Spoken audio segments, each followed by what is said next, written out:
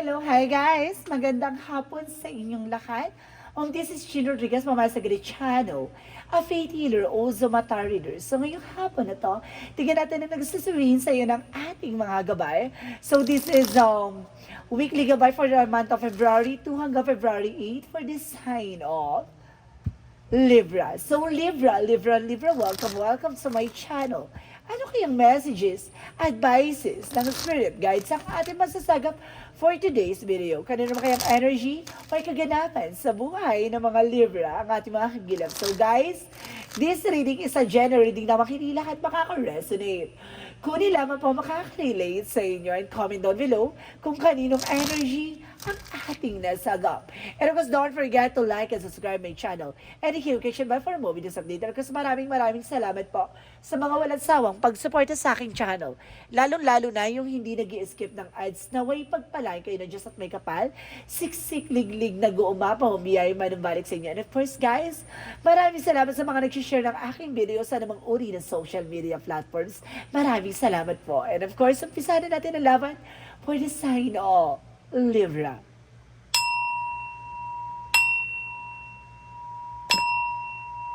Angels messages, give me an information. So ano kayang hanash or kaganapan sa buhay ng mga Libra ang ating mga higilap? Angel Spirit, please give me an information. So there's the Seven of Pentacles. So there's a harvest time. At the end of the time, mag-harvest ka dito. So sinasabi sa dito na kumbaga, lahat ng mga paghihirap, sakripisyo, ay may kabayaran. So may mga bagay tayo na kung ano yung tinanim mo siyang aanihin mo. No? May mga bagay talaga tayo na kailangan natin dumaan sa paghihirap. No? Basta nasa tamang proseso, may progreso. So let's see what is additional messages. And because there's an 8 of Wands. So there's a fast communication, a fast movement. And of course, some of you guys, there's a trouble. So there's an information na, kumbaga, bibilis na ang takbo ng eksena mo. So ibig sabihin, some of you guys, no, kumbaga may mga an email or something matatanggap kang mensahe na magdadala sa iyo ng financially, no? Financial, or mag-increase yung finances mo or resource of income mo. At the same time, there's a Three of Cups. So there's a celebration or either there's a friend. Let's see. And of course, there's a Six of Cups. So there's a past person coming back, no? Kumbaga, may taong babalik, no? Galing sa nakaraan. And because there's a Five of Wands, so there's a competition or complication. So mag-ingat ka ha, baka magkosto ng eksena ang arguments, no? And because there is a Four of Cups, so there's a re-evaluation and analyze, observant, no? Kailangan magsubaybay ka, no? May mga bagay na kailangan mong alamin at tuklasin. So let's see what is the Seven of Pentacles. And because there's a Sun card. So magkakaroon ka na pure positive outcome. At the end of the time, kung ipapanalo mo itong laban na ito. There's a success lies ahead. And of course, sinasabi dito, talagang kaakibat ng lahat ng sakripisyo mo ay ang tagumpay na inaasam mo. So let's see what is the Eight of Wands. Eight of Wands represent the Seven of Swords. So there's a sneakiness or something cheating lying on you. Ibig sabihin dito, mayroon dito kumukuha na impormasyon sa iyo by social media. No, there's an email. No, magme-message siya sa iyo para makakuha ng impormasyon. No, itong tao na to, kumbaga, okay, parang sinasabi dito guys na parang there's an evil eye contract. Parang sinasabi na parang, or evil eye curses.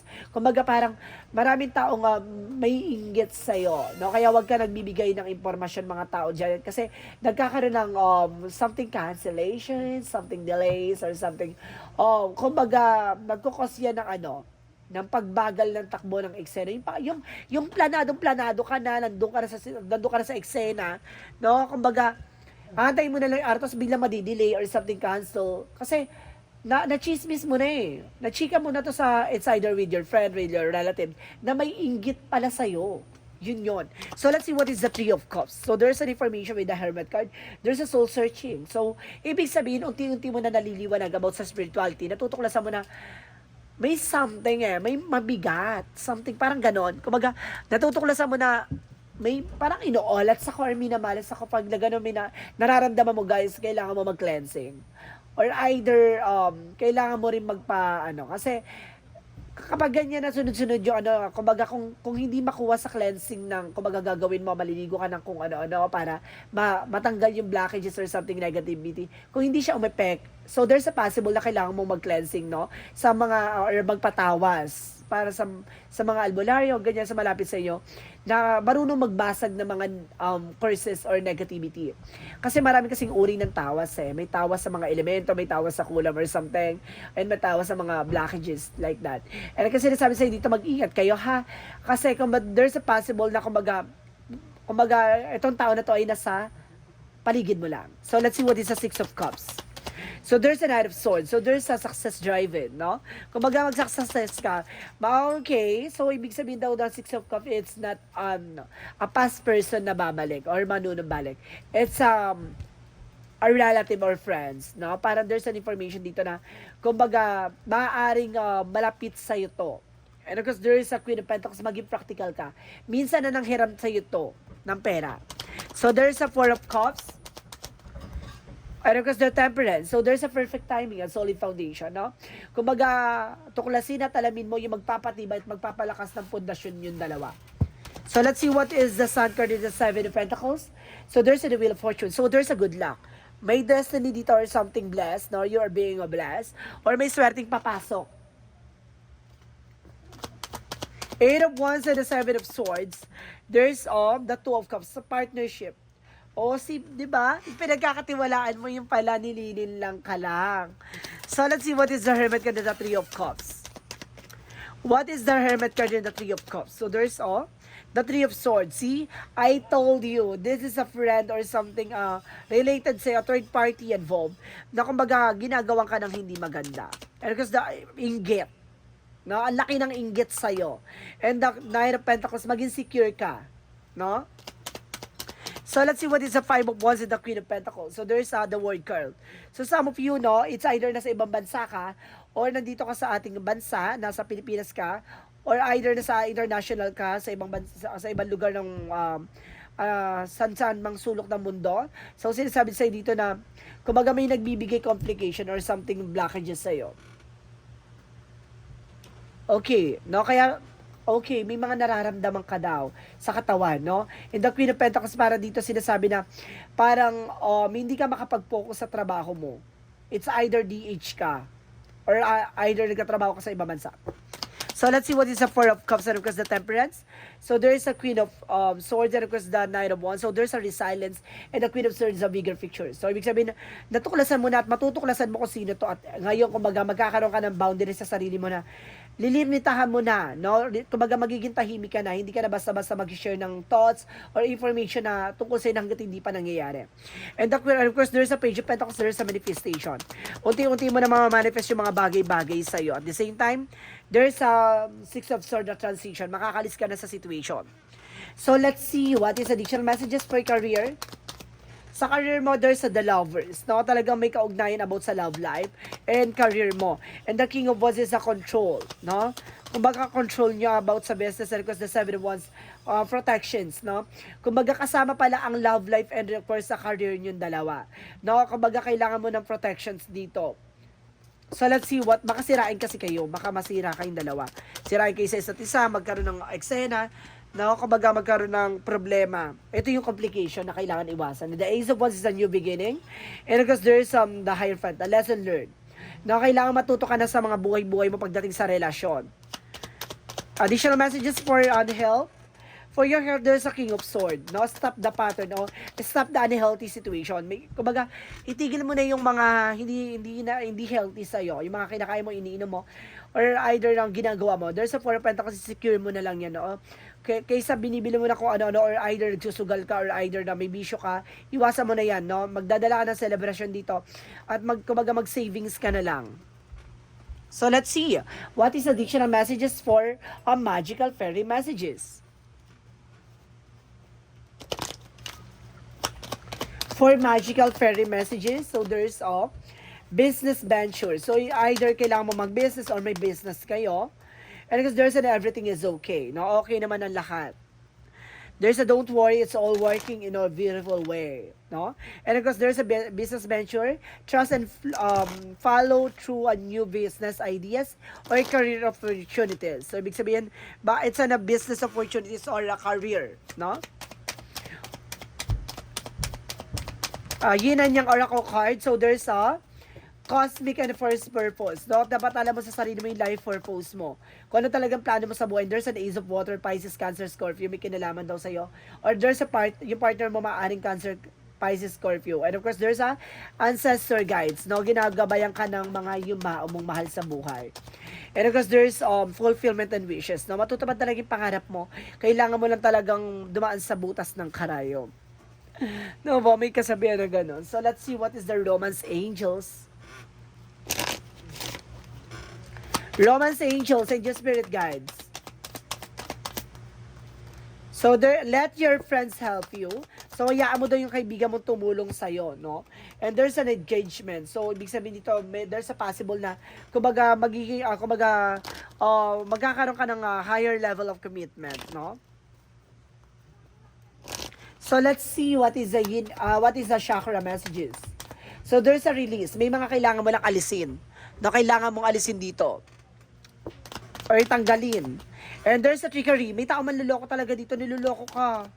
No, baka nagtitiwala ka dito sa mga katrabaho mo or either kaibigan mo or kumbaga itong tao na to ay kumbaga alam lahat ng sekreto mo or else kumbaga may hawak ng business mo, mag-ingat ka, niluloko ka nito. There's a creation. Oh, siya pa yung gumagawa ng black magic sa'yo. So let's see what is the magical fairy message. What is Archangel Michael.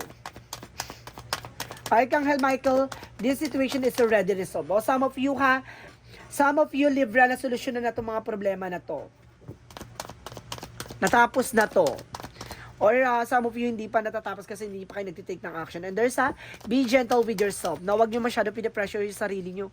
And of course, forgive yourself, you did nothing wrong. No, wala ka namang ginawang mali. Marami talagang tao sa paligid mo na talagang, diba, gumagawa ng hindi maganda para lang makuha yung gusto nila.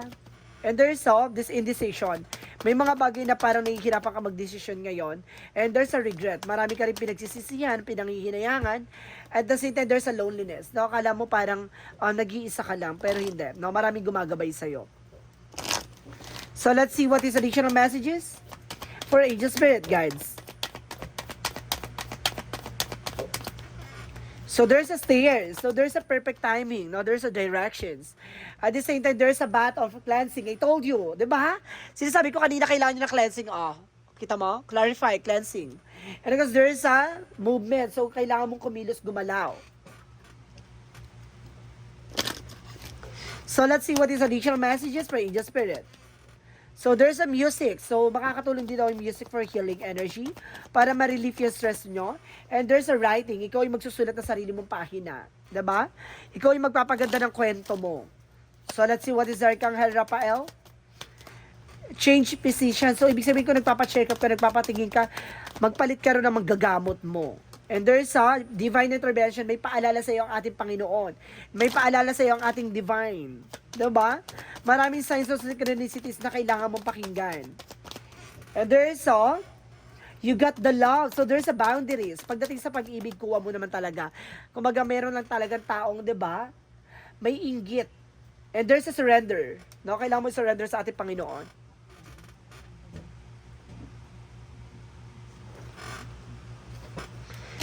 So, let's see what is the Monsology. Monsology, a new romantic cycle begins. So, magsisimula ng panibagong cycle pagdating sa relasyon. And because there is a luck is in your side. No, yung swerte, papabor na sa'yo. See, nasa side mo yung swerte, my God. Pagdating sa pag-ibig, talaga walang masasabi sa'yo. Talagang, may mga tao lang talaga na talagang sisirain ng yung relasyon, no? Maraming sumasapaw, no? Hindi ka talaga, lapitin ka talaga ng mga inggitera at inggitero. Adjust and I required. So, kailangan mo mag-adjust. Tingnan mo, ikaw patuloy mag-a-adjust. Di ba? Yung, ikaw na ngayon kinaiingitan, ikaw pa yung mag-a-adjust. Ganun talaga. No? And door to romance. Talaga may pintuan talaga about sa romance sa'yo, no? Hindi ka talaga masi-zero. No? Hindi ka talaga, kumbaga, tatanda na walang jowa o tatanda walang asawa or something. Kumbaga, No? Kumbaga, hindi ko kulubot yung balat mo na walang love life. Ganon. There's a strategy. So, ibig sabihin, gamitin mo rin ng strategiya. Sa madaling salita, humarot ka. And because there is a victory, so ipapanalo mo to. 'Di ba? Sa panahon ngayon, hindi na uso yung pabebe. So, let's see what is the angel's answer. So, there's an ask your angels. At the same time, there's a trust. So, kailangan mo ipagkatiwala sa ating pong may kapal sa ating mga gabay. And of course, there is abundance, no? Talagang may kasaganahan talaga sa'yo. Oh my God, no?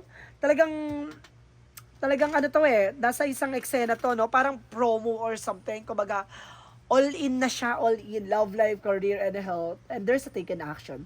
It's all about taking action. So, kailangan ng kumilos. Kailangan talaga mag-take ng action. Kasi hindi yan maaalis or hindi yan mawawala kung hindi ka gagalaw or kikilos. So, let's see what is the Jesus-loving quotes. No, your heavenly Father know that you have need all of this. No, alam daw ng ating Panginoon na lahat ng mga bagay na hinihingi mo ay karapat-dapat na talagang para sa iyo at kailangan mo. No, may mga bagay lang talaga na kailangan mo munang kumbaga intindihin at unawain, no? Na kailangan mo dumaan sa tamang hakbangin. So let's see what is the angel's number. The angel's number represent the 1 in the Roman number. I am innovative. You are self-starter.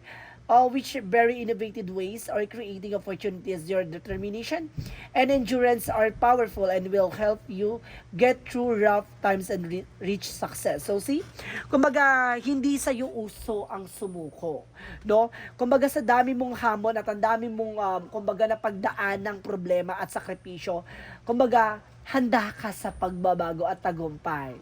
Diba? Kumbaga, hindi sa iyo uso ang pagsuko. It's a good part. So, let's see what is the messages of life. Kumbaga, marunong ka sumurrender, pero hindi ka marunong sumuko. Surrender sa the way na parang ipagkakaloob mo sa ating universe. Not surrender na parang foul na parang, 'di ba? Tapos na ang laban, sige sa'yo na, hindi ganon. Kumbaga, sinusurrender mo sa ating Panginoon na continue ka pa rin sa ginagawa mo, pero alam mo na pinagkakatiwala mo sa ating Panginoon na, 'di ba, hawakan ang kamay mo para matupad yung inaasam mo. And of course, there's a consciousness. Today, I pay attention to the every thoughts and feeling that I manifest. My outer words reflects my inner consciousness. I pour the light of my awareness of my most constructive thoughts so they will grow and produce experience I want. I'm mindful of what I create in this universe. I become an expression of divine light. So parang there is an experience and a lot of discoveries na parang, 'di ba, ini-embrace mo na kumbaga ano yung mga natutunan mo, ano yung mga naranasan mo, or may mga bagay na, 'di ba, nagdaan or nagdala sa iyo sa sakit at paghihirap. Kumbaga, alam mo na kumbaga kaya kanilagay sa ganun, kumbaga inaalis yung mga taong 'di ba, na hindi makakabuti sa iyo at hindi mo kasama hanggang dulo. 'Di ba? Kumbaga may mga tao talaga na kaya wag ka magtataka yung mga taong 'di ba, nakikilala mo, kumbaga nakakasama mo ng matagal tapos biglang mawawala kasi inaalis sila ng Panginoon sa iyo kasi hanggang doon na lang yung mismong ambag nila sa buhay mo. No, kumbaga may mga bagay na matututunan ka na kumbaga susubukin ng tiwala at pananampalataya. So ibig sabihin dito, kaya magtiwala ka, yung mga taong nilalagay sa hanay mo ay yung mga taong sinusubok ang tiwala at pananampalataya mo, even your trust in God. So guys, this reading is weekly gabay for the month of February 2 hanggang February 8 for the sign of Libra. So Libra, maraming salamat for this wonderful reading. So once again, this reading is a general reading namang hindi lahat makaka-resonate. Kunin lamang po makaka-relate sa inyo and comment down below kung kaninong energy ang ating nasagap. And of course, maraming salamat sa mga walang sawang pagsuporta sa aking channel. Lalo-lalo na yung hindi nag-skip ng ads. Naway pagpalain kayo ng Diyos at may kapal, siksik liglig na gumapaw ang biyayang manubalik sa inyo. And of course, guys, maraming salamat sa nag-share ng aking video sa namang uri ng social media platforms. Maraming salamat po. And see you in the next video. Bye-bye! And babush!